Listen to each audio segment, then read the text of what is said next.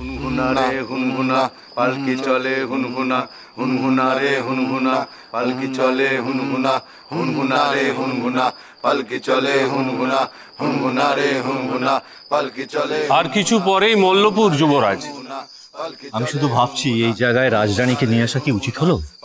এলাকা খুব উত্তপ্ত, আমাদের চোখ কান খোলা রাখতে হবে যুবরাজ।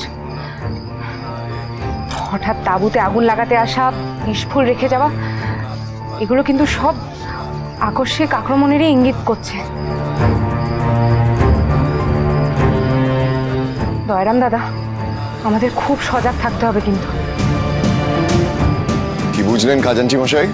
আমাদের রাজরানীর বিবেচনাবোধ এবং রণনীতি নিয়ে মনে কোনো সংশয় রাখবেন না খাজাঞ্চি মশাই।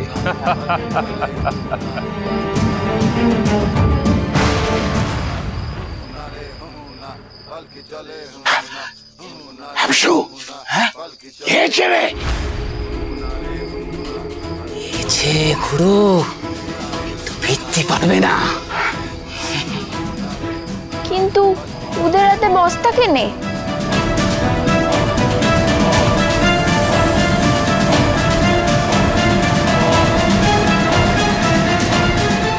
কি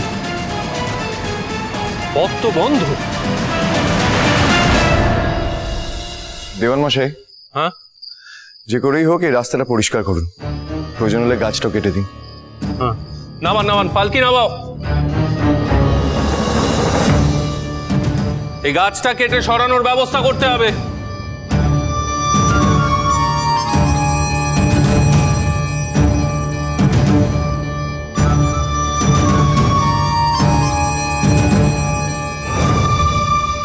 এ কি আর ওদের দোষ দয়রাম দাদা? গ্রামবাসীরা তো জানে না যে আমরা তাদের ক্ষুধা মেটানোর জন্য চাল ডাল এগুলো সব নিয়ে আসছি। তারাও ভাবছে যে আমরা সেই গুপ্ত শত্রুদের মতন লুট করব, আবার তাদের উপর অত্যাচার চালাবো। রাজরানী ঠিকই বলেছে, আগে আমরা ওদের খাবারের জোগান দিই, তারপর আমাদের খুঁজে বের করতে হবে এই লুটপাট কে চালাচ্ছে।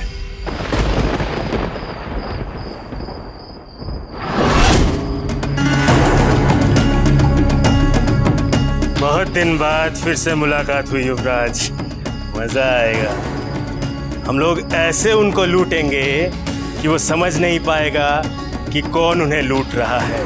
उन्हें लगना चाहिए कि मल्लभपुर के भूखे प्यासे लोग उन्हें लूटने के लिए आ रहा है। उनको इस बात की भनक भी नहीं होनी चाहिए कि इसके पीछे भीम का हाथ है। जाओ सब कुछ लूट के लाओ। যুবরাজ,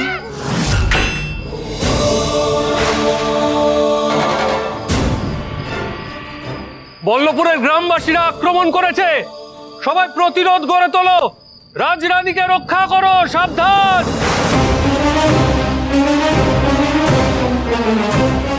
কাউকে রক্ষা করতে হবে না, আমি নামবো। না রাজরানী, তুমি পালকিতেই থাকো, জনগণ উত্তেজিত, আমরা সামলে নেব। রাজরাজেশ্বরী রানী ভবানী প্রতিদিন রাত 8:30টায় স্টার জলসায়।